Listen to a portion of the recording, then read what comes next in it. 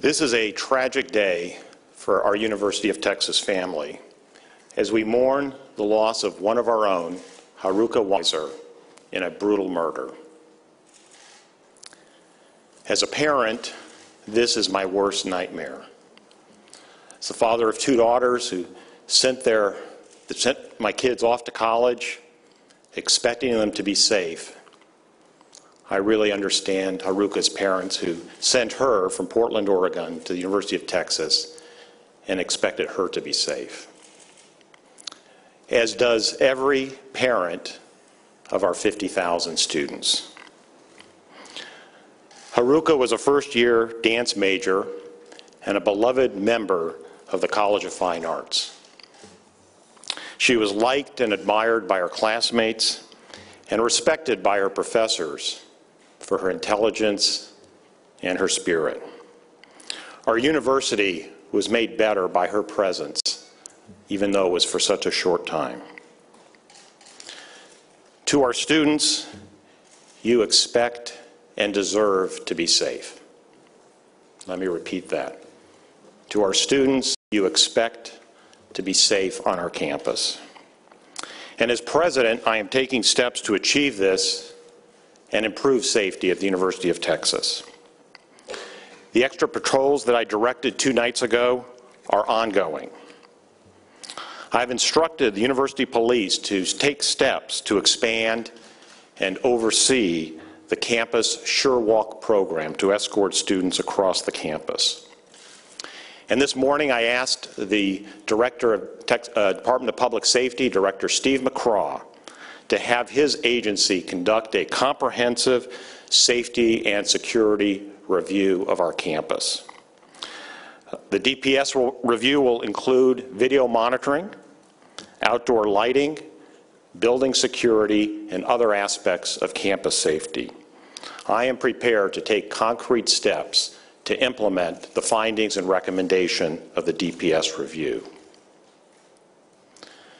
The unimaginable brutality against Haruka is an attack on our entire family. Law enforcement is doing everything they can to bring the perpetrator of this heinous crime to justice. And to give you an update on law enforcement efforts, I'd like to introduce Chief Troy Gay of the Austin Police Department.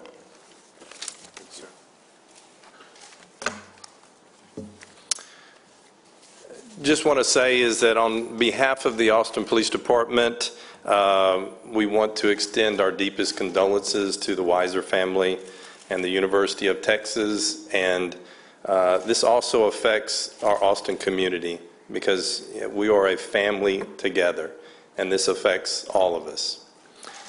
Wanted to thank everybody for being patient. I know that we wish that we could have come out yesterday, but we felt that it was very important that Haruka's family be notified and that we're able to provide you all the information that we're going to do today. I also want to thank UTPD, the men and women that are here today, the other law enforcement agencies, the Department of Public Safety, the Rangers. I cannot tell you the support that the University of Texas has received from the community of our public safety partners to all come to bring justice to this case. As it's been mentioned, that this is definitely a tragic event for everyone. And as the president, I too am a father. I'm a father of a freshman at a different college, and I can tell you that all of us are very saddened in this event. I would also like to say that our thoughts and prayers go out to the family and everybody, because everybody in this community is affected. As the president mentioned, is that I can tell you that the Austin Police Department can confirm through the medical examiner's office that the identity of our homicide victim is Haruka Weiser, female, date of birth 6/20 of 1997. What I'd like to do next is I'd like to sort of walk y'all through the investigation and where we're at today. is on Sunday night, April 3rd, 2016, between 9:30 and 9:45, Haruka was seen leaving the drama building here on the University of Texas campus. She had communicated with one of her friends, so we were pretty confident and knew the direction that she traveled and the way that she traveled back to her dormitory. She never made it to her dormitory that night. Her roommates called the university police department and actually reported her missing on Monday around 11:30. The police department did everything they could that day to try to locate Haruka, talk to her roommates, her friends in reference to the normal protocol that they would take. And on Tuesday morning, they conducted a more thorough search, and they found her remains in the Waller Creek area. At that point, we did have a suspicious death, is the university department did call the Austin Police Department for assistance, as well as with the Department of Public Safety, and I can tell you everybody in this case stood tall and wanted to come and help. An autopsy was performed, and the medical examiner has ruled that this is a homicide. At this time, we do not know the identity of the suspect, and we will definitely need the support of our community. Law enforcement is but just a few individuals as compared to the larger population of our Austin area, and I know that once we provide you with information, which I will do shortly, is that we know that the public will step up as they do in every case and help us to identify who the suspect is. I would like to say is that we would like the students and the faculty to continue to have a high degree of awareness and vigilance until our suspect is arrested. The police department, as well as so many entities that are here today, will not rest until the suspect is arrested. And at this point, I would like to show you a short video, but our detectives are asking if anybody, once you see this video, has any information to the identity of the suspect, to call our APD homicide hotline at 512-974-5372. And at this time, I'd like to cue up the video.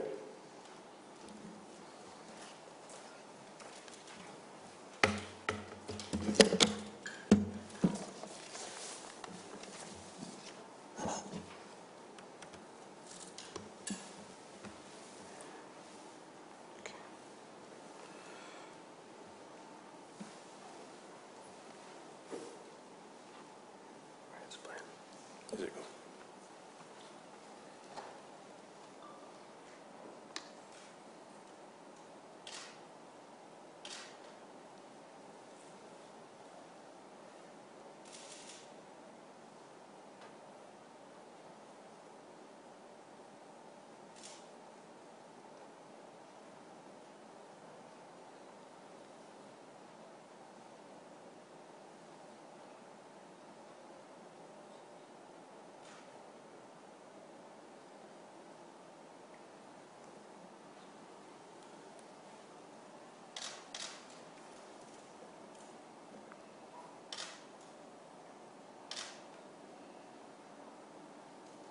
That is our person of interest.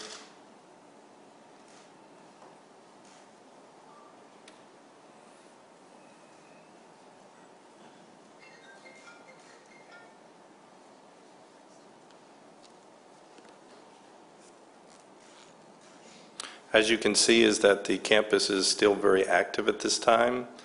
There's a cyclist, there's other individuals walking in the area. We show this only to is that if you were in this area and that you witnessed anything and have any information to to please call the tip line. This is not the specific bite, but we believe this is very similar to the one the suspect was driving. As you can see, that we have several entities that have already put together a total of $15,000 for a reward for any information that would lead to the arrest of this individual.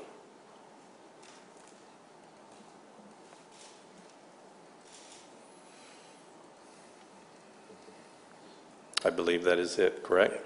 All right.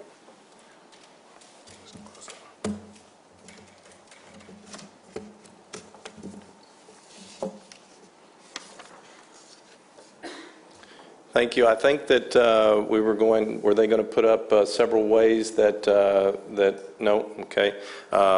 After this is that we'll be providing you many ways that you can actually provide. I gave you the tip line, but there's also ways that you can anonymously report information through our Crime Stoppers, through our APD mobile app. So there's many ways that an individual can provide our department information.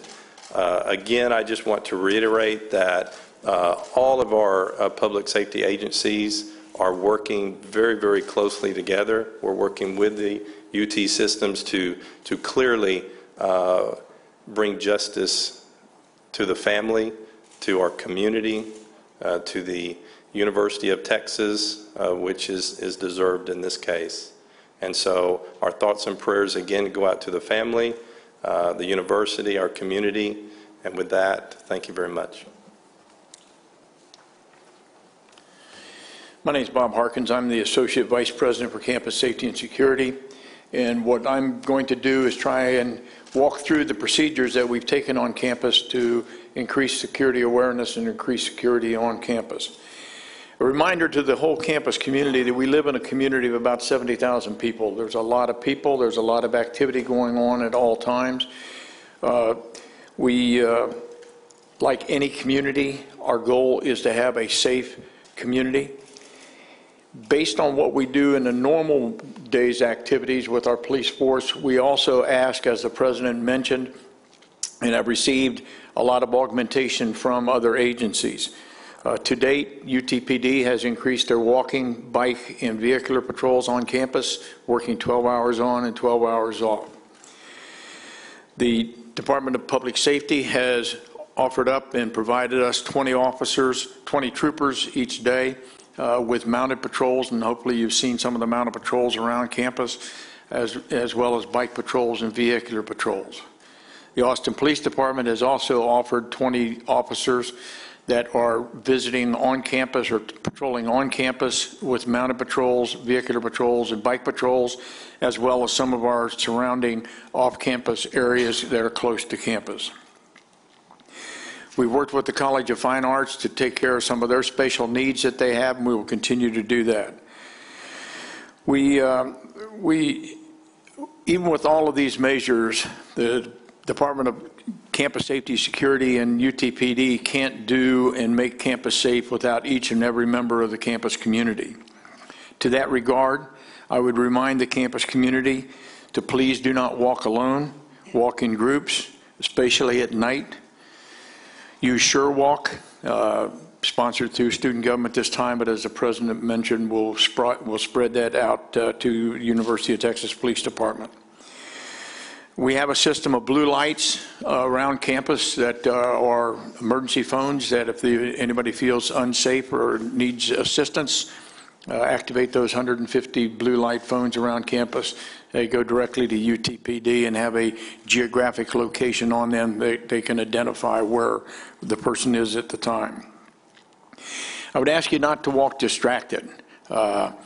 I think we all around campus to know what I'm talking about in terms of walking, concentrating on my phone, my earbuds in, and I don't know what's around me. So if we could make certain that we are staying aware of the surroundings that we're in, it'll be much better. At night, walk on lit paths and sidewalks. Don't take shortcuts through dark areas. In essence, do smart things. Don't do the expedient things, do the smart things. Well, there's a lot of safety tips that are on UTPD's website, in our Be Safe website, that will give that and other tips. I know there's been a lot of talk amongst the students about safety apps for cell phones. If you go to the Student Affairs or to the Emergency Management page, you'll see a list of those apps that if you want an app, you can certainly survey what those apps can do for you and be able to use them. On behalf of all of the members of the campus safety and security community, we express our regrets, and our thoughts and minds and prayers are with the family. Thank you very much.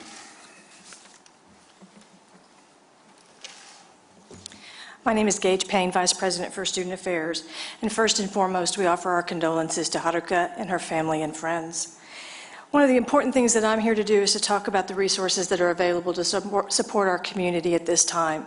And perhaps the first and most important one is to know that you're not alone, to reach out and ask for help to a friend, an RA, a neighbor, and our resources that are available in the Dean of Students Office, our Counseling and Mental Health Center, all of our staff and faculty who will connect you with someone who can help you. A couple of important details. Tonight at 5:30, we will have a community gathering on the East Mall in Haruka's memory. For students who wish to use counseling and mental health services, they have extended their hours until 7 o'clock through next Friday. Additionally, there will be Saturday hours from 10 till 2 this week.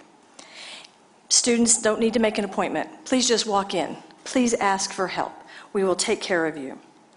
Students can also speak with a counselor 24 hours a day through our crisis line if that's necessary. Our counseling center is working specifically with the fine arts community, the residential hall community, and ask that if Haruka was involved in a particular organization and you would like some support with your organization, please let the Dean of Students or the counseling center know, and we will work to support you. Students need to know that this community is together, that we need to take care of each other, and that the resources are there for you. The most important thing you can do is stay connected to your family, to your friends, to your loved ones. Think about the safety tips that have been offered here today, and remember to use them. Again, we offer our sincerest condolences and encourage you to join us at the community gathering tonight at 5:30 on the East Mall. Most importantly, I think it's important that today we remember that Longhorns care for each other and for themselves, and each of us has a part to support each other today. Thank you.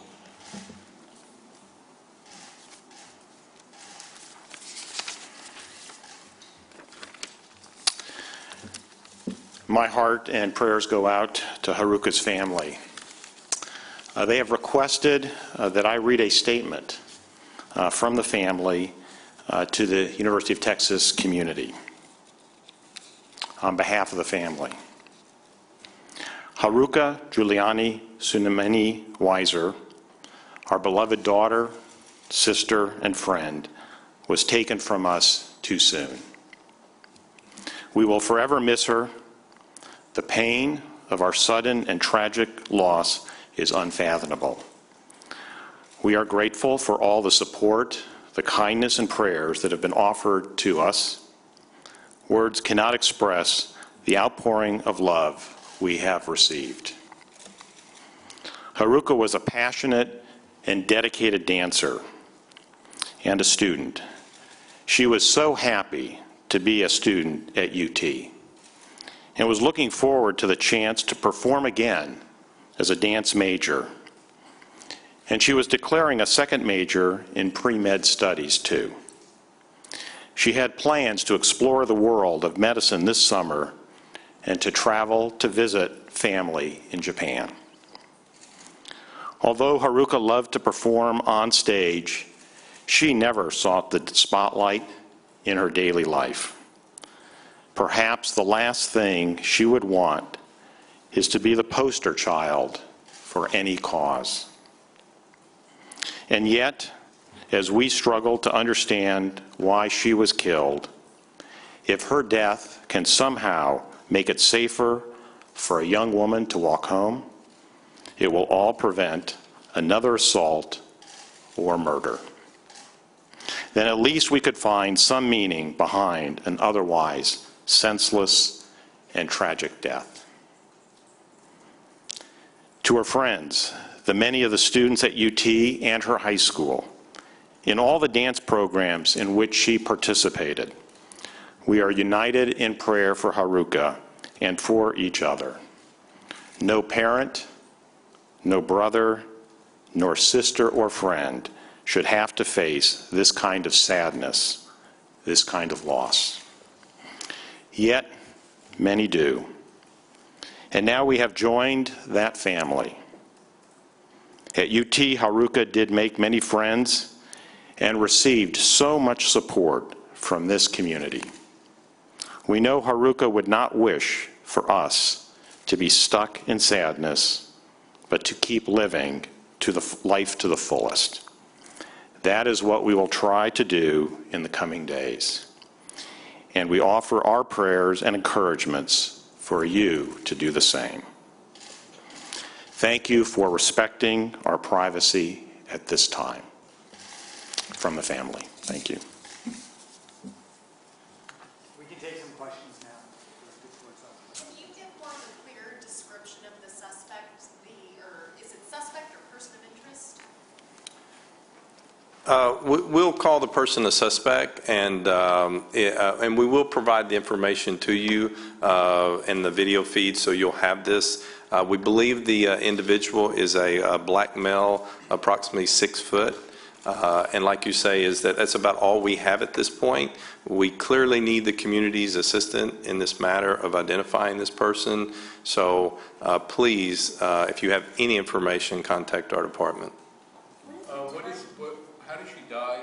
You haven't described the nature of her death and if she was violated in any other way. Due to the ongoing investigation that we have at this point, we will verify that she was assaulted, but we're in the middle of an investigation right now, and we can't release any more information. Can you clarify what you mean by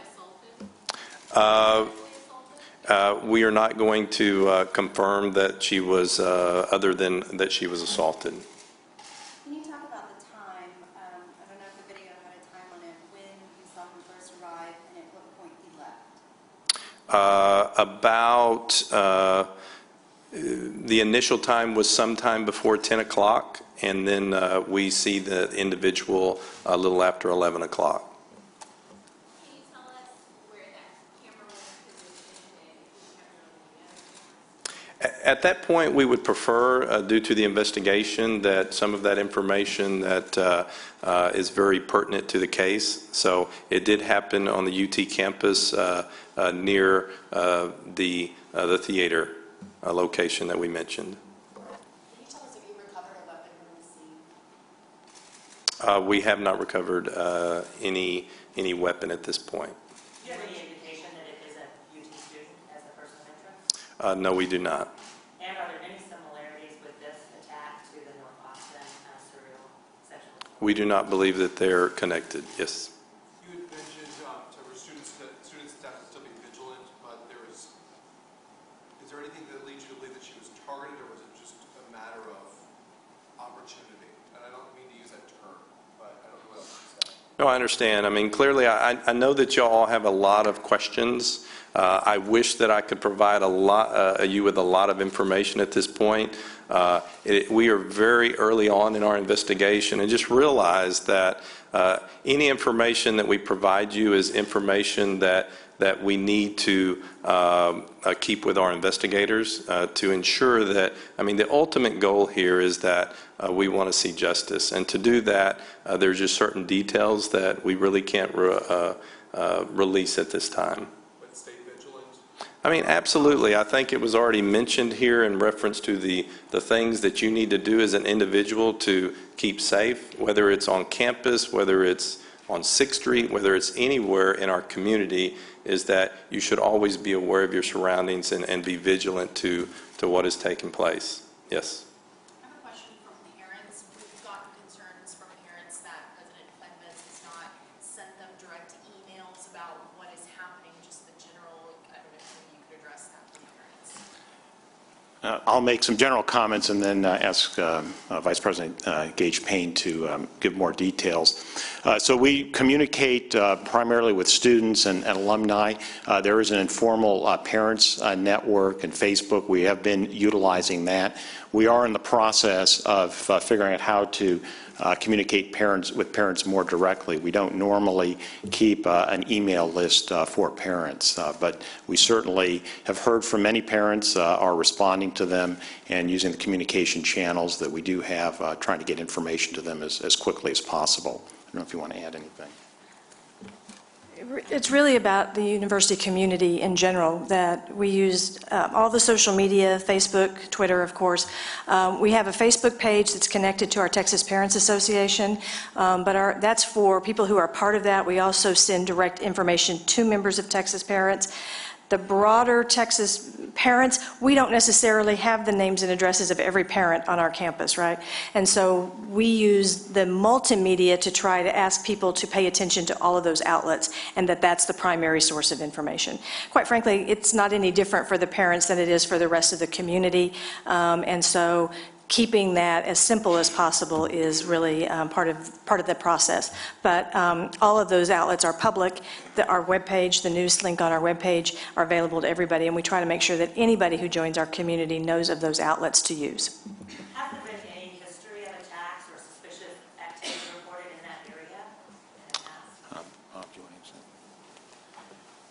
past? No, we have had no attacks in that area in any records that we have right now. Any reports of suspicious activity? Pardon me? Any reports of suspicious? To my knowledge, no. But that's a pathway that's dark, and oftentimes we find that perhaps our students, if they do run into somebody, don't really talk about it. They just go on with their life. So we keep trying to ask our parents and our students to report incidents so we can begin to understand more what's going on. Where is the lighting that's going to be installed, and what is the scope of that? What lighting is going to be installed? The President mentioned I think that what the President was talking about is that DPS is going to do a survey of the campus, the broad campus. We will then take a look at one of the aspects of that survey is to look at the lighting, pathways, environmental, et cetera. We've got time for about 2 more questions. exactly was that location. It was never revealed the exact location where the body was found. Do you know that? You want to handle that, where the body was found? Can you repeat your question? The exact location where the young lady's body was found, I don't think that's been disclosed. I think that's a very important piece of information for people to maybe avoid that area. I think we will say that it happened in the Waller Creek area, but that's about as much detail as we'll provide at this time. Okay. Exactly where was he in that video? Was it right by the theater building, the John building? When he's walking his bike up the hill, we know that he is by the stadium at that point, north side of the stadium, yes. How long was he in that area kind of walking around? Was it We believe that he was in the area at least on this day for a couple hours. Last question. Reported missing on Monday. Did officers or anyone try to rewalk her path that she normally walks? Did they walk by the street to see if they saw anything? Do you want to answer? We've got a series of protocols that we use, and you might find this hard to believe. We get a lot of missing student reports. Student goes to visit somebody, doesn't tell somebody, et cetera. So we've got a series of protocols that we go through, talk to roommates, talk to family, talk about any of the known travel points. We did visit that travel point, but we did not see anything when we did our initial walks. When you say that travel point, you mean her normal route from her dance building to her dorm? That's correct. And did that include walking by the creek, or did she usually stay up on sidewalk? I'm just trying to figure out where you guys walk since you walk.